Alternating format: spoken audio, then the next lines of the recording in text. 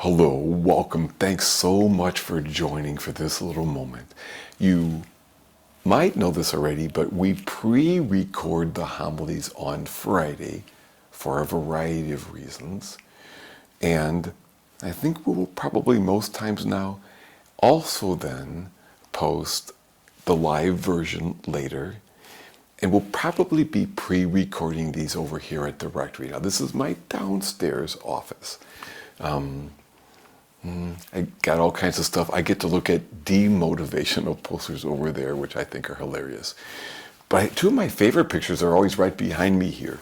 One is a picture of my uncle, Father Wally Boole, a good man, saying Mass on the back of a Jeep during World War II on a battlefield in France. I think it's pretty cool. Below that is my cousin Kevin, his nephew. We're standing outside of Assumption Church after a Mass at my last parish. Tragically, a couple of years ago, Kevin fell off a roof and died. It was just heartbreaking. So they're both a part of me here. The rest of my office is your basic office. I mean, we closed the blinds. One thing, when I'm at my desk and I look past my screen, I always see this quote attributed to St. Francis, which says, "Preach the gospel at all times. If necessary, use words." I'm not saying that I always live that the way I wish, but I try to. At least that's my goal. For background to this homily, it's been a pretty intense week for me.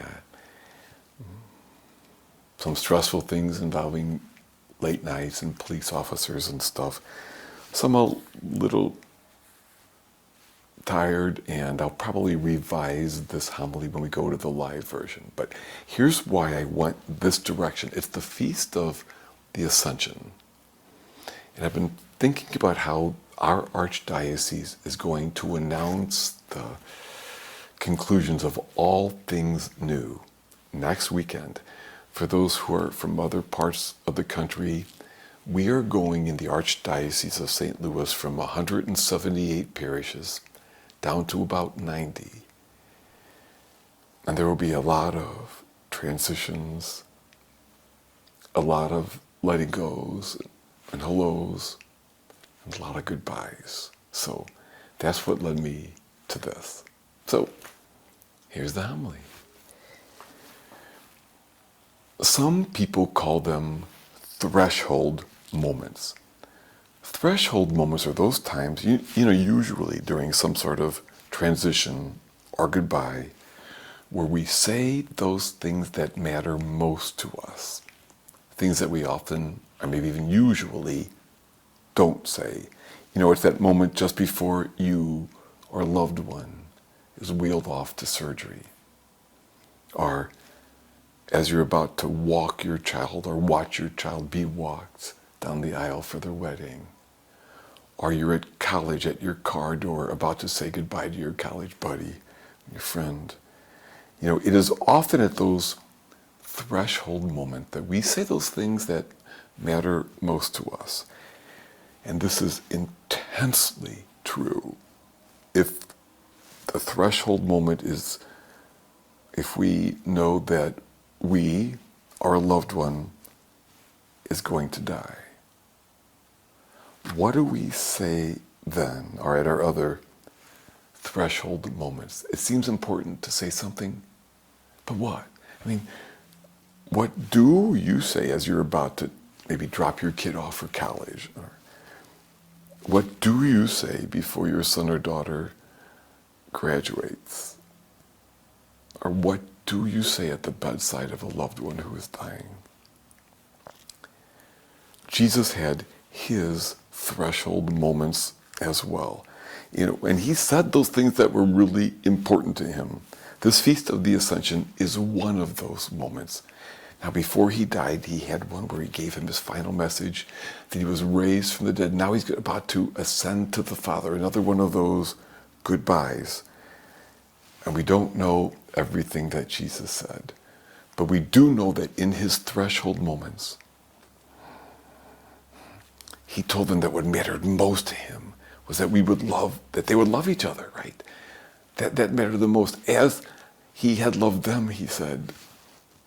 And today he tells them, and I will be with you always as you do so. But for Jesus, as important as his words were in those threshold moments, Jesus knew that more important than those words, and what he actually gave those words power, was how he lived. It was his life. He had shown them that he loved them. He had shown them how to live. He'd shown them the joy and meaning in a life lived for others. And yes, his threshold words mattered. But for them to be powerful as he was about to ascend, he knew that ultimately they wouldn't remember them so much had he not lived them. And you and I to this day remember his words especially because of how he lived them. And that brings us to our threshold moments. I do think if we can, it's good to think in advance of what we might say at those times. For example, I often hear myself saying to someone, if they know a loved one is going to die, no one regrets saying, thank you, really, thanks for it all, Mom, or I'm sorry, my brother, I'm just sorry for this, right? Or, hey, I forgive you. If you're ever worried about that moment, I forgive you. And of course, I love you. As I said, many people regret never saying those words. So it's good if we can to remember to say them. But even if we were deprived of our opportunity to say them, or we missed our chance, sometimes death comes suddenly and without warning. It matters more importantly than our words is that we have shown that by our lives. And if we didn't get a chance to say those words before someone we love died, you can still say them. You can. Some people write them up, light them on fire, burn them. It's often a good thing to do. And again, they'll know them most powerfully because of how we lived. Because as important as our words are in those moments, much more important ultimately is what do our lives say. Yes, our words are vital, especially at those times, right? But in another way, they don't matter nearly as much as what we've said consistently by our lives. And all of that adds an urgency about today. We've got this day.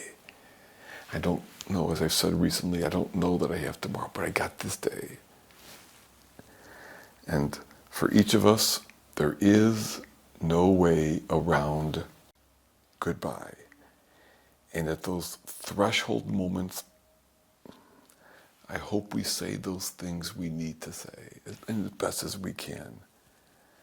At those times of goodbye, in advance, I hope we think then about what we would want to say. What would you say? Because maybe you will be walking a kid down an aisle soon. Or maybe you'll soon retire. What do you say to someone you're leaving behind, or as you graduate or retire or move, or whatever the threshold moments? It matters what you and I say at those times. Even more, it matters how you and I say that by how the opportunity we've been given to live those words this very day.